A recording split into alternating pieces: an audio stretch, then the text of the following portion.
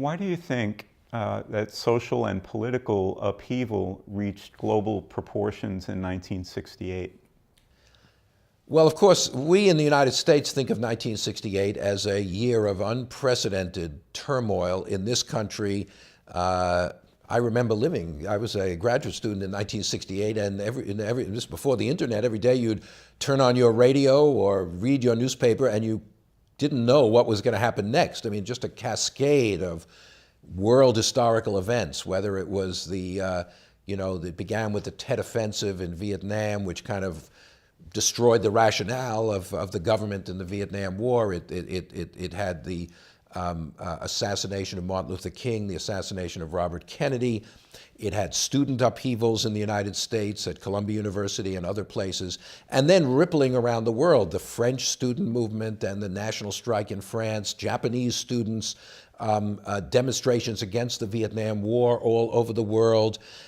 Mexico City at the time of the Olympics in 1968, where the army fired on and killed large numbers of demonstrators there.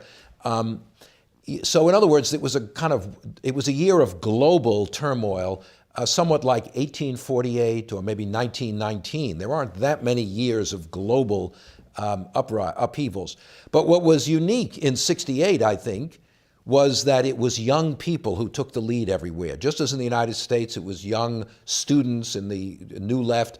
In France, the students. In other countries I've mentioned, England, these demonstrations against, and by the way, not only in Czechoslovakia, movements against the communist regime there.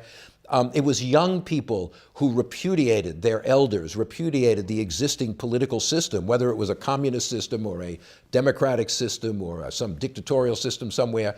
Young people were repudiating the existing political institutions and demanding far-reaching change. And it really announced the arrival of youth onto the stage of politics as the cutting edge of change, which had never really happened before. There have been many, many years of political demonstrations throughout history, but they had never been led by students, by young people. So this was really a new international phenomenon in 1968. Swallowing.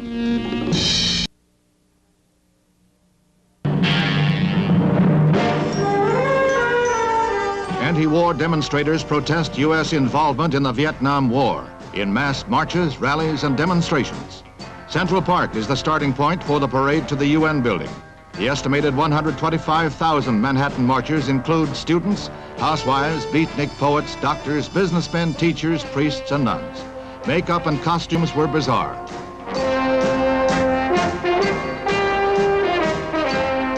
Before the parade, mass draft card burning was urged.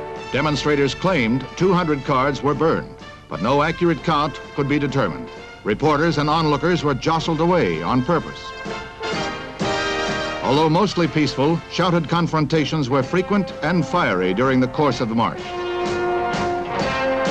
The anti-war marchers were picketed by anti-war marchers who were hawkish toward the parading doves.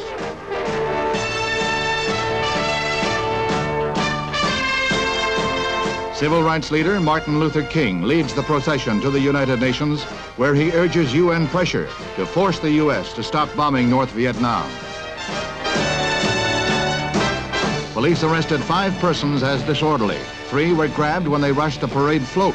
No serious injuries, however, in New York's biggest anti-war march. A companion peace demonstration brings out 50,000 marchers in downtown San Francisco. They parade 2 miles along Market Street, pacifists and hippies together. Gigantic Kezar Stadium holds the mass rally, where anti-war songs and speeches trigger a short scuffle between pro and con factions. No one was injured. Both demonstrations were sponsored by a loose coalition of left-wing, pacifist, and moderate anti-war groups. President Johnson, meanwhile, let it be known that the FBI is closely watching all anti-war activity. In Rome, a peace demonstration ironically erupts into violence near the U.S. Embassy along the glamorous Via Veneto.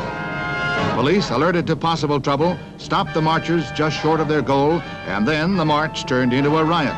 Peace placards, cafe chairs, and fists flew in all directions. The next phase, a sit-down protest, But Rome police and firemen too had a solution. The solution, H2O, applied freely and under high pressure by the Rome Fire Brigade. The strong water jets bowled over demonstrators one after another. They dried out in the pokey. It took police 1 hour to break up the mob. 33 rioters were arrested. Internal drama in the eternal city.